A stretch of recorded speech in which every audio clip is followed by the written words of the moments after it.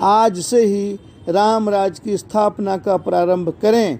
इस विषय पर आधारित भाग 24 तक सुनने के बाद अब मैं भाग 25 के पॉइंट नंबर 76 से प्रारंभ करता हूँ। इसे ध्यान से सुने। स्वास्थ्य को दो नजरियों से देखने की जरूरत है। पहला, बीमार आदमी का तुरंत ही मुफ्त इलाज हो। मुफ्त क्यों? मुफ्त इसलिए क्योंकि जान तो चाहे अमीर हो या गरीब, दोनों की जान कीमती होती है। लेकिन अफसोस की बात है कि भारत में अमीर की जान तो कीमती मानी जाती है, लेकिन गरीब मरे या जिए ये सरकार की प्राथमिकता में नहीं है। इसीलिए सरकार ही गरीबों के स्वास्थ्य की दुश्मन नंबर 1 है। दूसरी बात, कितना अच्छा हो अगर आदमी बीमार ही नहीं पड़े। बीमारी से बचने के लिए समझदारी और स्वस्थ माहौल का होना जरूरी है।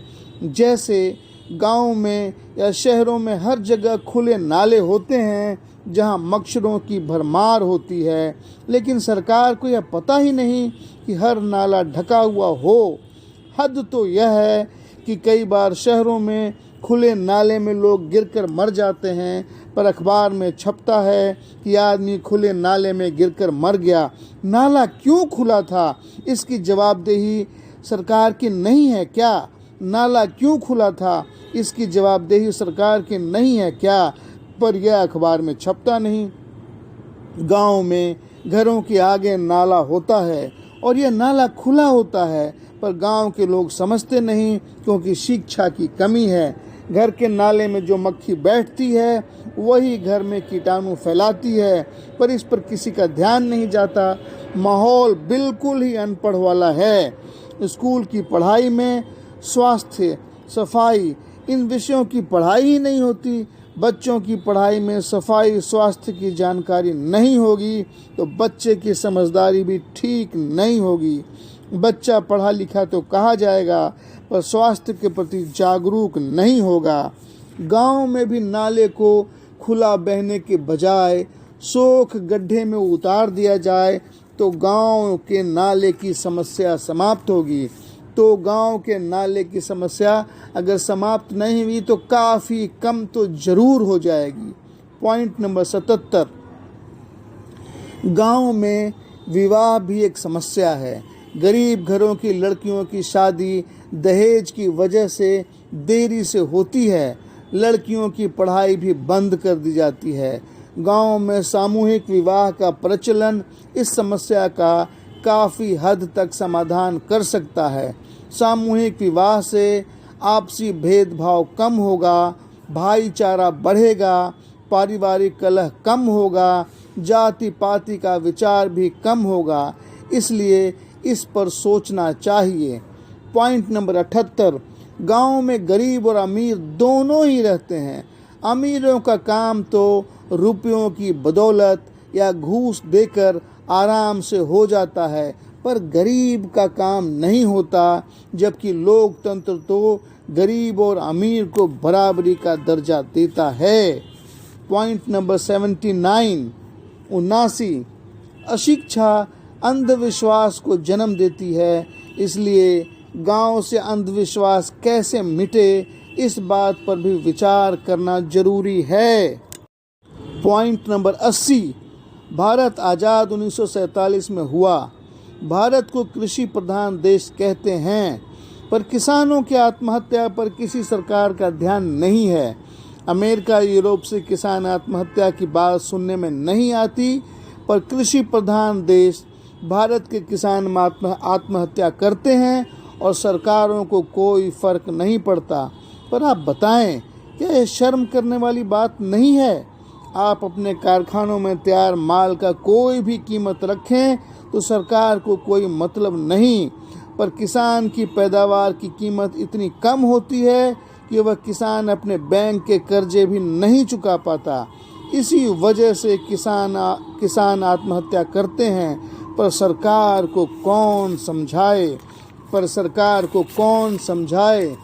पॉइंट नंबर 81, इसलिए किसानों को खेती के पैदावार के साथ अन्य काम पर भी ध्यान देना चाहिए, जिससे गांव में अपने घर में ही रहकर किसान की आय एक नौकरी करने वाले के बराबर हो जाए। बात साफ है, अगर किसान उतनी ही मेहनत करता है जितना एक नौकरी वाला करता है, तो किसान के महीने की आमदनी कम क्यों है?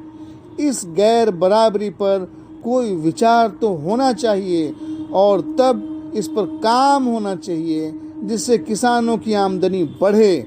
किसान कोऑपरेटिव आंदोलन की ज़रूरत भी है, जिससे किसान मजबूती से अपने हक के लिए लड़ सकें और किसान एक बेहतर जीवन गुजार सकें। पॉइंट नंबर 82, भारत विषमता का देश है, भारत गैर बराबरी का देश है। असल भारत की आज़ादी सिर्फ कागजी है, जिससे सिर्फ नेताओं का बैंक बैलेंस बढ़ता है। इस स्थिति को ग्राम सभा को मजबूत करके रोका जा सकता है, क्योंकि विधानसभा और लोकसभा पूरी तरह से पूंजीवादी लोगों के कब्जे में है, जिससे समाधान कभी भी नहीं निकल सकता। पॉइंट नंबर 83, गांव में राम राज स्थापना दिवस हर साल एक तय की गई तारीख पर जरूर मनाएं। पॉइंट नंबर 83, गांव में राम राज स्थापना दिवस हर साल एक तय की गई तारीख पर जरूर मनाएं। इस राम राज स्थापना दिवस में हर साल आप कई काम कर सकते हैं, जैसे पहला, पॉइंट नंबर 1, गांव में राम राज की स्थापना करने का संकल्प दोहराएं।